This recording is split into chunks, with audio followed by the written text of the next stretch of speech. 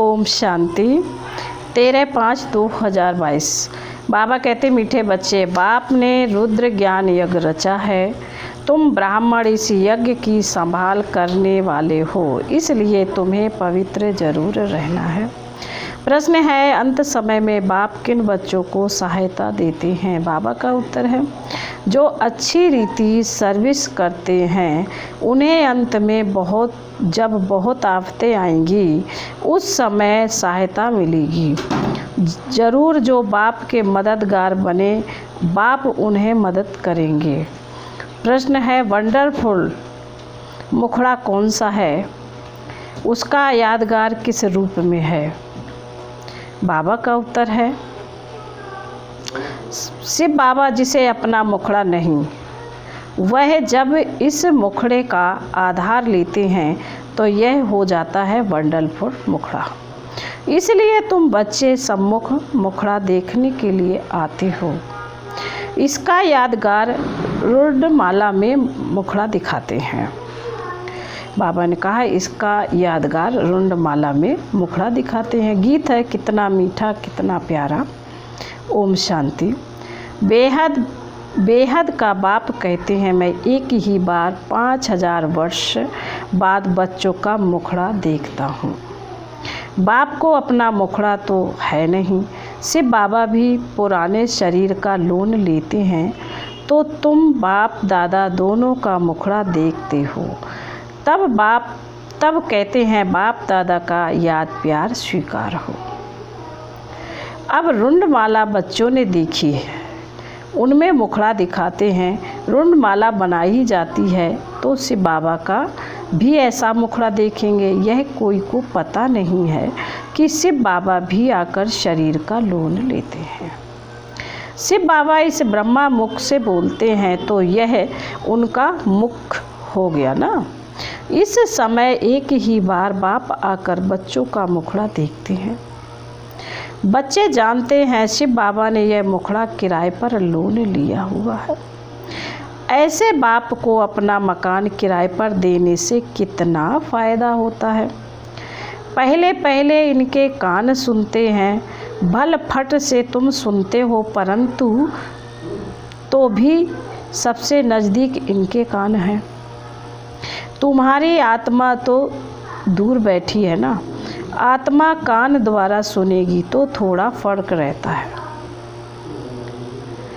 तुम बच्चे यहाँ आते हो सम्मुख मुखड़ा देखने, यह है वंडरफुल मुखड़ा। शिवरात्रि मनाते हैं तो ज़रूर शिव बाबा जो निराकार है वह यहाँ आकर प्रवेश करते हैं, तो उनका भी यह भारत देश हुआ। भारत है अविनाशी परमपिता परमात्मा का बर्थ प्लेस, परंतु उनका बर्थ अन्य मनुष्यों दृश्य नहीं है। स्वयं कहते, मैं आकर इनमें प्रवेश करता हूँ और फिर बच्चों को ज्ञान सुनाता हूँ। और सभी आत्माओं का अपना अपना शरीर है, मेरा कोई शरीर नहीं है। शिव का हमेशा लिंग रूप दिखाएंगे। रुद्र यज्ञ जब रचते हैं तो मिट्टी के गोल गोल लिंग बनाते हैं। सालिग्राम छोटे छोटे बनाते हैं, शिवलिंग बड़ा बनाते हैं। वास्तव में छोटे बड़े हैं नहीं, सिर्फ दिखाने के लिए कि वह बाप है वह बच्चे हैं। पूजा भी दोनों की अलग अलग करते हैं, समझते भी हैं वह शिव है वह सालिग्राम है। ऐसे तो नहीं कहते सभी शिव ही शिव हैं, नहीं। शिवलिंग बड़ा बनाते हैं और सालिग्राम छोटे छोटे बनाते हैं। यह सब बच्चे हैं उनके साथ। बाबा ने समझाया है, इन सालिग्रामों की पूजा क्यों करते हैं? क्योंकि तुम सब आत्माएं हो ना। तुम इस शरीर के साथ भारत को श्रेष्ठाचारी बना रहे हो। शिव बाबा की श्रीमत सालिग्राम ले रहे हैं। यह भी ज्ञान यज्ञ रचा हुआ है। रुद्र शिव बाबा बोलते हैं, सालिग्राम भी बोलते हैं। यह अमर कथा सत्यनारायण की कथा है। मनुष्य को नर से नारायण बनाते हैं। मनुष्य को नर से नारायण बनाते हैं।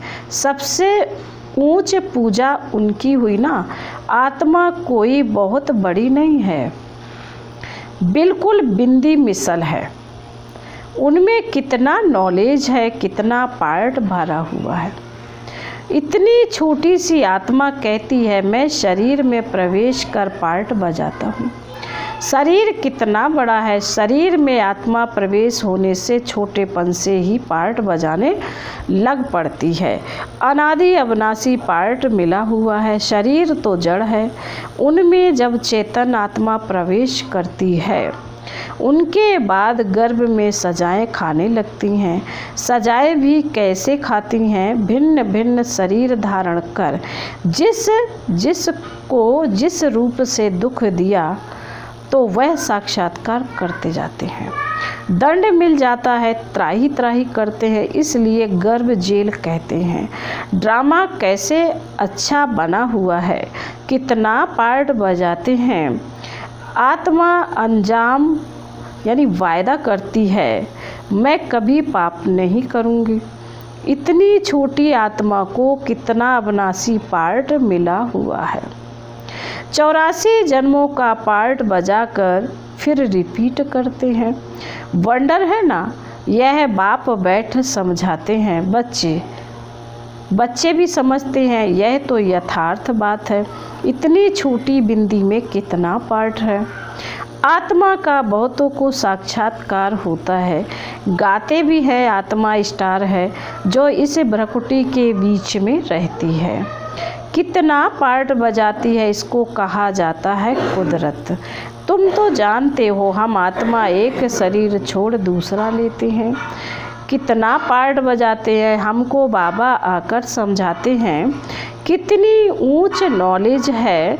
दुनिया में कोई को यह नॉलेज नहीं है। यह भी तो मनुष्य था ना, इसमें अब बाप ने प्रवेश किया है। ऐसे नहीं कि गुरु गोसाई का चोला होगा, उससे रिद्धि सिद्धि सीखे हैं। कोई समझते हैं गुरु का वरदान अथवा गुरु की शक्ति मिली हुई है। यह तो बातें ही न्यारी हैं। सम्मुख सुनने से तुमको बहुत मज़ा आता है। जानते हो हमको बाबा सम्मुख समझा रहे हैं। बाबा भी इतना छोटा है जितना हम आत्मा छोटी हैं। उनको कहा जाता है परम पिता परमात्मा। परम माना सुप्रीम। परे ते परे परम धाम में रहने वाले। परे ते परे तुम बच्चे भी रहते हो। बाप कितनी महीन बातें सुनाते हैं। शुरुआत में थोड़े ही समझते थे। दिन प्रतिदिन तुम बच्चों को कितनी गंभीर नॉलेज मिलती रहती है। कौन देते हैं?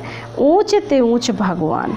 वह आकर कहते हैं बच्चे आत्मा कैसे आर्गन्स द्वारा बात करती है। कहते भी हैं वो भ्रकुटी के बीच चमकती है, परंतु सिर्फ कहने मात्र कहते हैं। किसी की बुद्धि में नहीं आता है। किसी को यह नॉलेज है नहीं जो समझावे। तुम्हारे में भी यह बातें बहुत कम समझते हैं। जो समझते हैं वह अच्छी रीति फिर धारण करते हैं, फिर धारण कराते हैं, अर्थात वर्णन करते हैं। परम पिता परमात्मा कहते हो तो पिता से जरूर वर्षा मिलना चाहिए। स्वर्ग के मालिक होने चाहिए, उन्हों को जरूर बाप से स्वर्ग का वर्षा मिला होगा। कहाँ वर्षा दिया? क्या सतयुग में दिया? जरूर पास्ट के कर्म हैं। अभी तुम कर्मों की थ्योरी को समझते हो। तुमको बाबा ऐसे कर्म सिखलाते हैं जिससे तुम ऐसे बन सकते हो। जब तुम ब्रह्मा मुख वंशावली बने हो, शिव बाबा ब्रह्मा मुख से तुमको यह नॉलेज सुनाते हैं। कितना रात दिन का फर्क है, कितना घोर अंधियारा हो गया है। कोई भी बाप को जानते नहीं जिससे रोशनी मिले। कहते हैं हम एक्टर्स पार्ट बजाने आए हैं इस कर्म क्षेत्र पर, परंतु हम कौन हैं, हमारा बाबा कौन है, कुछ भी पता नहीं है। सृष्टि चक्र कैसे फिरता है कुछ भी नहीं जानते। गाया हुआ भी है। अहिल्याएँ, कुब्जाएँ, गणिकाएँ जो हैं उनको आकर पढ़ाते हैं। प्रदर्शनी में बहुत बड़े बड़े आदमी भी आते हैं परंतु उनकी तकदीर में है नहीं। बाप है गरीब नवाज, 100 में से मुश्किल कोई एक साहूकार निकलेगा। सो भी ऊंच पद पाने का पुरुषार्थ कोई बिरला ही करते हैं। तुम हो गरीब, माताओं के पास बहुत पैसे आदि थोड़े ही रहते हैं, कन्याओं के पास कहाँ से आए। बाबा ने कहा माताओं के पास बहुत पैसे आदि थोड़े ही रहते हैं, कन्याओं के पास कहाँ से आए। वह तो फिर भी हाफ पार्टनर है। कन्या को तो कुछ भी मिलता नहीं, वह वहाँ चली जाती है, हाफ पार्टनर बनती है, वर्षा नहीं लेती है। बच्चे तो फुल मालिक होते हैं, तो ऐसी कन्याओं को ही पहले पहले बाप अपना बनाते हैं। एक तो पढ़ाई की ब्रह्मचारी लाइफ है, गरीब हैं, पवित्र हैं, इनकी ही पूजा होती है सारी इस समय की बातें। इस समय तुम्हारी एक्ट चलती है जो फिर पूजी जाती है। शिव जयंती बिगर कृष्ण जयंती हो न सके, तुम जानते हो। शिव जयंती फिर कृष्ण की, राम की जयंती। शिव जयंती से जगदम्बा जगत पिता का भी जन्म होता है, तो जरूर जगत का ही वर्षा मिलेगा। सारे जगत का मालिक तुम बनते हो। जगत माता है जगत की मालिक। जगदम्बा का बहुत मेला लगता है। ब्रह्मा को इतना नहीं पूछते तो बाप माताओं के आगे रखते हैं। शिव शक्तियाँ माताओं को सबने ठोकरें मारी हैं। बाबा ने कहा शिव शक्तियाँ माताओं को सबने ठोकरें मारी हैं, खास पतियों ने। यह तो पतियों का पति है, कन्याओं को समझाते हैं। यह जगदम्बा की बच्चियाँ मास्टर जगदम्बा हुई ना, यह बच्चियाँ भी माँ जैसे कार्य कर रही हैं। मम्मा मिशल तुम भी त्रिकालदर्शी हो। बाबा ने कहा मम्मा मिशल तुम भी त्रिकालदर्शी हो। मेल फीमेल दोनों हैं, प्रवृत्ति मार्ग है ना, मेजॉरिटी माताओं की है। नाम भी इन्हों का बाला रखा है। बाबा ने कहा नाम भी इन्हों का बाला रखा है, ब्रह्मा का इतना बाला नहीं है। सार सिद्धि ब्राह्मण ब्रह्मा को पूछते हैं। 2 प्रकार के ब्राह्मण होते हैं, सार सिद्धि और पुष्करणी। शास्त्र सुनाने वाले अलग होते हैं। यह सब बातें बाप बैठ समझाते हैं। कैसे यह चक्र फिरता है, कैसे मैं आता हूँ। वायदा तो है ना कि मैं फिर से 5000 वर्ष के बाद ज्ञान सुनाऊंगा। गीता में भी है ना, जो पास्ट हो जाता है वो फिर भक्ति मार्ग में गाया जाता है। यह तो अनादि ड्रामा है, कभी सूट नहीं होता। इनका कोई आदि मदंत नहीं है, चलता ही आता है। बाप आकर समझाते यह ड्रामा कैसे चलता है। 84 जन्म तुमको ही भोगना पड़ता है। तुम ही ब्राह्मण देवता क्षत्रिय आदि वर्ण में आते हो। शिव बाबा और ब्राह्मण दोनों को गुम कर दिया है। ब्रह्मा द्वारा तुम ब्राह्मण बनते हो, ब्राह्मण ही यज्ञ संभालते हैं। पतित तो यज्ञ की संभाल कर ना सके। यज्ञ जब रचते हैं तो विकार में नहीं जाते हैं, यात्रा पर भी विकार में नहीं जाते। तुम हो रूहानी यात्रा पर तो विकार में जा नहीं सकते, नहीं तो विघ्न पड़ जाएगा। तुम्हारी है रूहानी यात्रा। बाबा समझते हैं मैं आता हूँ तुम बच्चों को ले जाने, मच्छरों सदृश ले जाऊँगा। वहाँ हम आत्माएं रहती हैं, वह है परम धाम जहाँ आत्माएं निवास करती हैं। फिर हम आते हैं देवता क्षत्रिय वैश्य शूद्र बनते हैं। अभी फिर ब्राह्मण बने हैं, जो ब्राह्मण बनेगा वही स्वर्ग में चलेगा। वहाँ भी झूलों में झूलते हैं ना। बाबा कह रहे वहाँ भी झूलों में झूलते हैं ना, वहाँ तो तुमको रतन जड़ित झूलों में झूलेंगे। श्री कृष्ण का झूला कितना अच्छा श्रृंगारते हैं, उनके साथ सबका प्यार है। गाते हैं ना भजो राधे गोविंद चलो वृंदावन। अभी तुमको प्रैक्टिकल में वहाँ चलने के लिए तैयार हो रहे हो। जानते हो हमारी मनोकामनाएं पूरी होती हैं। अभी तुम ईश्वरीय बाबा कह रहे अभी तुम ईश्वरीय पुरी में चलते हो, जानते हो बाबा सबको कैसे ले जाते हैं, मक्खन से बाल। बाप तुमको कोई भी तकलीफ़ नहीं देते हैं, कैसे सहज बादशाही देते हैं। बाप कहते हैं जहाँ चलना है उस अपनी कृष्णपुरी को याद करो। पहले पहले ज़रूर बाबा हमको घर ले जाएगा, फिर वहाँ से भेज देंगे स्वर्ग में। अभी तुम कृष्णपुरी में जा रहे हो वाया शांति धाम, जैसे वाया दिल्ली जाना होता है। आप समझते हो वापस जाते हैं, फिर आएंगे कृष्णपुरी में। हम श्रीमत पर चल रहे तो बाप को याद करना है, पवित्र बनना है। यात्रा पर हमेशा पवित्र रहते हैं, पढ़ाई भी ब्रह्मचर्य में पढ़ते हैं। पवित्रता जरूर चाहिए। बाप फिर भी बच्चों को पुरुषार्थ कराते हैं। इस समय का पुरुषार्थ तुम्हारा कल्प कल्प का बन जाएगा। पुरुषार्थ तो करना चाहिए ना, यह स्कूल है बहुत बड़ा, तो ज़रूर पढ़ना चाहिए। भगवान खुद पढ़ाते, एक दिन भी मिस नहीं करना चाहिए। मोस्ट वैल्यूबल पढ़ाई है, यह बाबा कभी भी मिस नहीं करेगा। यहाँ तुम बच्चे सम्मुख खजाने से झोली भर सकते हो, जितना पढ़ेंगे उतना नशा चढ़ेगा। बंधन नहीं है तो फिर ठहर नहीं सकते, परंतु माया ऐसी है जो बंधन में बांध देती है। बहुत है जिनको छुट्टी भी मिलती है। बाबा कहते हैं पूरा रिफ्रेश हो जाओ, बाहर जाने से फिर वह नशा नहीं रहता है। बहुतों को सिर्फ मुरली पढ़ने से भी नशा चढ़ जाता है। बड़ी आफतें आनी हैं, मदद उनको मिलेगी जो मददगार बनेंगे, अच्छी रीति सर्विस करेंगे तो उनको अंत में सहायता भी तो मिलेगी ना। बाबा कहते जो अच्छी सर्विस करते हैं उनको अंत में सहायता भी तो मिलेगी। अच्छा, फिर बाबा बोले मीठे मीठे शिकीलधे बच्चों प्रति माता पिता बाप दादा का याद प्यार और गुड मॉर्निंग। रूहानी बाप की रूहानी बच्चों को नमस्ते। हम रूहानी बच्चों की रूहानी माता पिता बाप दादा को याद प्यार और गुड मॉर्निंग और नमस्ते। ओम शांति। धारणा के लिए बाबा ने कहा है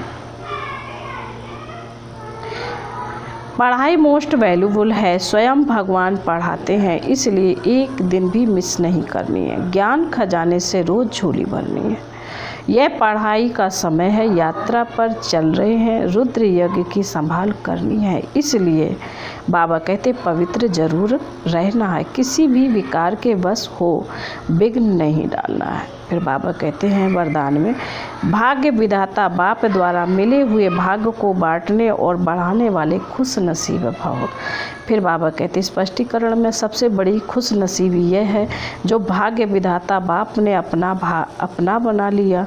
दुनिया वाले तड़पते हैं कि भगवान की एक सेकंड की नज़र पड़ जाए और आप सदा नैनों में समाये हुए हो। इसको कहा जाता है खुश नसीब। भाग्य आपका वर्षा है, सारे कल्प में ऐसा भाग्य अभी मिलता है, तो भाग्य को बढ़ाते चलो। बढ़ाने का साधन है बांटना। जितना औरों को बांटेंगे अर्थात भागवान बनाएंगे, उतना भाग्य बढ़ता जाएगा। फिर बाबा ने स्लोगन में कहा है निर्विघ्न और एक रस स्थिति का अनुभव करना है तो एकाग्रता का अभ्यास बढ़ाओ। ओम शांति।